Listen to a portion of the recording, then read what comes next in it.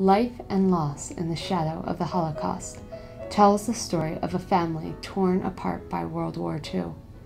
Their unique 8-way correspondence across 2 generations sheds new light on the dilemma of Jews in Nazi Germany facing the painful decision of when and if they should leave. Life and Loss in the Shadow of the Holocaust.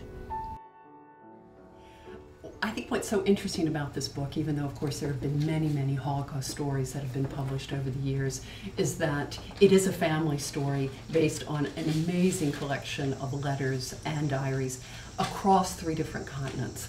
And I was a bit overwhelmed by the project. And fortunately, my friend and neighbor and colleague, Uta Larkey, was also working on Holocaust studies and was very interested in the project. And one day we just said, well, why don't we do it together? Yeah, so obviously Rebecca came from the historical perspective and I came more from the literary perspective. And halfway through the project, I think it was, we realized we also switched roles. As we first pieced together what happened based on the letters, more and more letters arrived.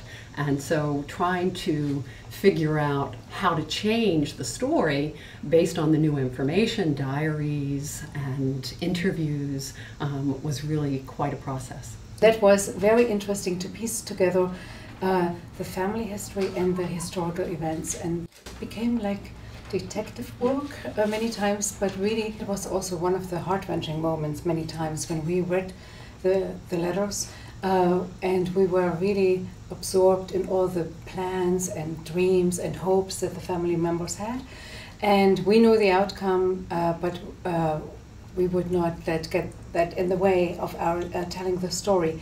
We at first were just going to tell a narrative story after debating whether to just edit the letters. We decided eventually that we would organize the book so that each chapter would highlight a certain character in the story, but that it would also focus on a theme, and the themes were things like the economy. The November pogrom in 1938, then also immigration to Palestine was one of the themes.